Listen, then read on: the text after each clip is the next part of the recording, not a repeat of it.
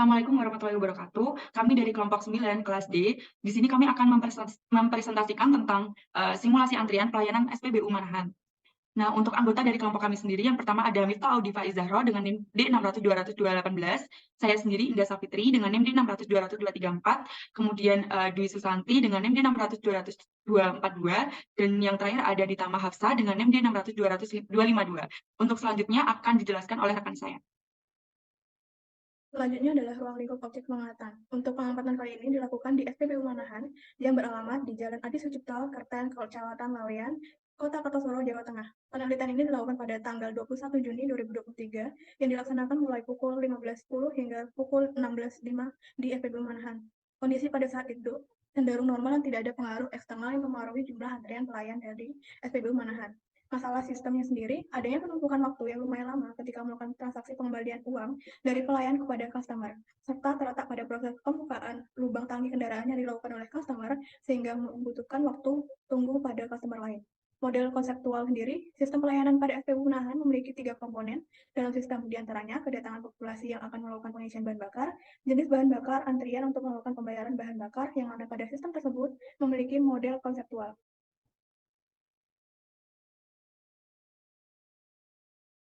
Selanjutnya adalah data dan pengambilan data antrian. Data antrian pelayanan yang didapatkan dari pengamatan langsung pada tanggal 21 Juni 2023 terdiri dari data waktu kedatangan, waktu mulai pelayanan, dan waktu selesai pelayanan. Histogram analisis data antrian sendiri pada tahap ini akan dilakukan identifikasi pola distribusi probabilitas yang mendekati dengan pola data waktu antar kedatangan, waktu tunggu, waktu pelayanan, dan waktu dalam sistem. Dalam mengidentifikasi pola distribusi probabilitas dilakukan dengan menggunakan bantuan software EasyFit. Dalam mengidentifikasi pola distribusi probabilitas ini digunakan dengan acuan atribut dan parameter dari model simulasi yang akan dilakukan. Ini merupakan histogram waktu antar kedatangan.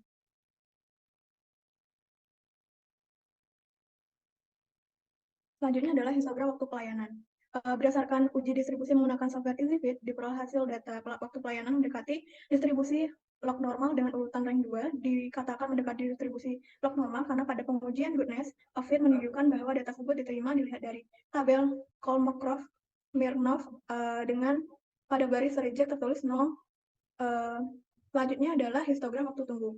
Berdasarkan uji distribusi menggunakan software EasyFit, diperoleh hasil data waktu tunggu mendekati distribusi normal dengan urutan rank 4. Dikatakan mendekati distribusi normal karena pada pengujian goodness of fit menunjukkan bahwa data tersebut diterima dilihat dari tabel Kolmogorov-Smirnov pada baris reject tertulis 0.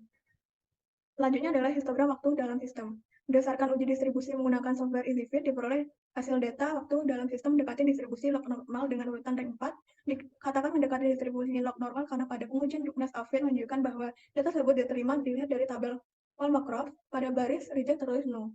Untuk selanjutnya akan dilanjutkan oleh teman saya. Untuk selanjutnya yaitu simulasi AnyLogic. Yang pertama yaitu skenario pertama, yaitu kondisi biasa. Pada skenario pertama ini membuat model simulasi berdasarkan data yang diperoleh secara langsung pada SPBU Manahan, khususnya pertalit sepeda motor yang menggambarkan SPBU Manahan pada saat kondisi biasa pelanggan.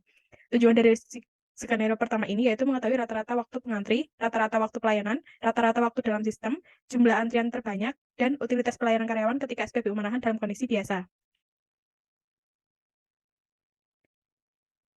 Untuk skenario kedua yaitu kondisi ramai. Pada skenario 2 ini membuat model simulasi berdasarkan data yang diperoleh secara langsung pada SPBU Manahan, khususnya pertalit sepeda motor yang menggambarkan SPBU Manahan pada saat kondisi ramai pelanggan.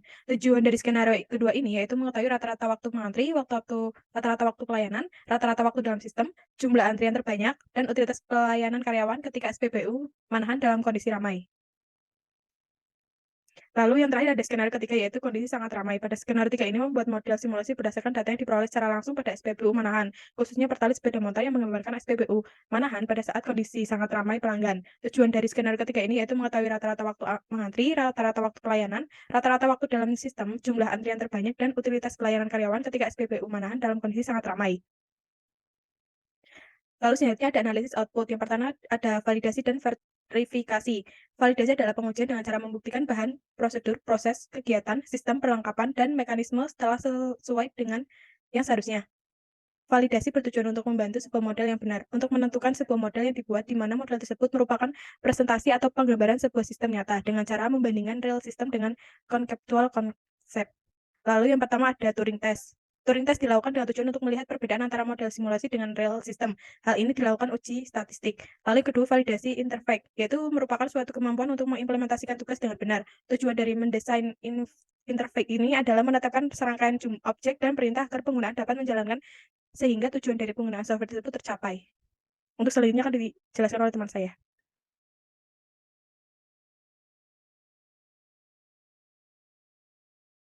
Selanjutnya ada verifikasi. Verifikasi dilaksanakan untuk menentukan apakah model berjalan sesuai keinginan. Membuat model, misal dengan melakukan proses debug program komputer. Verifikasi bertujuan memeriksa penerjemahan model simulasi, apakah mode yang telah dibuat sudah benar. Verifikasi dalam analisis sistem komputer bertujuan untuk membuktikan bahwa sesuatu itu ada baik untuk menjadi benar, atau untuk memastikan bahwa sesuatu itu benar. Berikut merupakan logika diagram alur dan logika model simulasi AnyLogic. Berdasarkan perbandingan jalannya operasi running tersebut, model AnyLogic, proses yang terjadi dalam simulasi telah sesuai dengan proses yang diharapkan, yaitu proses kedatangan customer, lalu masuk antrian, lalu ke pelayanan, pembayaran, setelah itu meninggalkan server form SPBU. Berikut ini merupakan output perhitungan AnyLogic. Selanjutnya, perhitungan parameter tiap skenario. Yang pertama, skenario 1 dalam kondisi biasa. Parameter kondisi biasa didapatkan rata-rata waktu mengantri sebesar 0,2 menit, rata-rata waktu pelayanan sebesar 0,7 menit, rata-rata waktu pelayanan 0,9 menit, rata-rata panjang antrian terbanyak 4 orang, dan rata-rata utilitas 0,4. Simulasi skenario hari biasa dilakukan selama 6 jam, di mana dalam kondisi skenario hari biasa ini tidak ada perubahan nilai karena sesuai dengan kondisi nyata. Lalu yang kedua, skenario dalam kondisi ramai. Parameter kondisi biasa didapat rata-rata waktu mengantri sebesar 0,92 menit, rata-rata waktu pelayanan sebesar 0,67 menit, rata-rata waktu pelayanan 1,59 menit, rata-rata panjang antrian terbanyak 8 orang, dan rata-rata utilitas 0,74. Lalu yang ketiga, skenario dalam kondisi sangat ramai. Parameter kondisi biasa didapatkan rata-rata waktu mengantri sebanyak 0,81 menit, rata-rata waktu pelayanan sebesar 1,33 menit, rata-rata waktu pelayanan 1,07 menit, rata-rata panjang antrian terbanyak 10 orang, dan rata-rata utilitas 35,83. Lalu, analisis skenario terbaik. Dari tabel perhitungan parameter terhadap 3 simulasi yang dilakukan, dapat diketahui bahwa utilitas terendah yaitu pada simulasi pertama sebesar 0,4, dengan membuka semua jalur pengisian bahan bakar untuk mengurangi penumpukan pada antrian dan menurunkan waktu tunggu pelayanan. Selanjutnya yaitu conclusion atau kesimpulan. Yang pertama yaitu data waktu tunggu dan waktu pelayanan berdistribusi normal. Yang kedua yaitu simulasi yang dilakukan dengan membuat 3 skenario. Skenario pertama yaitu berdasarkan data yang diperoleh secara langsung dalam kondisi biasa.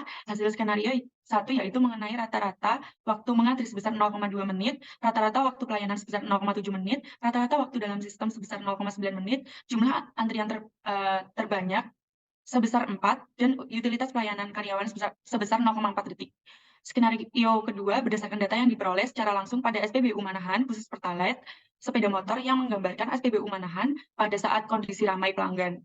Hasil skenario yang kedua yaitu mengenai rata-rata waktu mengantri sebesar 0,92 menit, rata-rata waktu pelayanan sebesar 0,67 menit, rata-rata waktu dalam sistem sebesar 1,59 menit, jumlah antrian terbanyak sebesar 8, dan utilitas pelayanan karyawan sebesar 0,74. Skenario yang ketiga berdasarkan data yang diperoleh secara langsung pada SPBU Manahan, khusus Pertalite, sepeda motor yang menggambarkan SPBU Manahan pada saat kondisi sangat ramai. Hasil skenario yang ketiga yaitu mengenai rata-rata waktu mengantri sebesar 0,81 menit, rata-rata waktu pelayanan sebesar 1,33 menit per detik, rata-rata waktu dalam sistem sebesar 1,7 menit, jumlah antrian terbanyak sebesar 10, dan utilitas pelayanan karyawan sebesar 35,83. 3. Hasil menggunakan AnyLogic didapatkan untuk rata-rata waktu mengantri paling lama sebesar 0,92 menit, rata-rata waktu pelayanan paling lama sebesar 1,33 menit, panjang antrian terbanyak sebesar 10 orang, dan juga untuk utilitas pelayanan karyawan terlama sebesar 35,83. Baik, sekian dari presentasi dari kelompok kami. Jika kami ada salah kata, kami mohon maaf sebesar-besarnya. Terima kasih. Wassalamualaikum warahmatullahi wabarakatuh.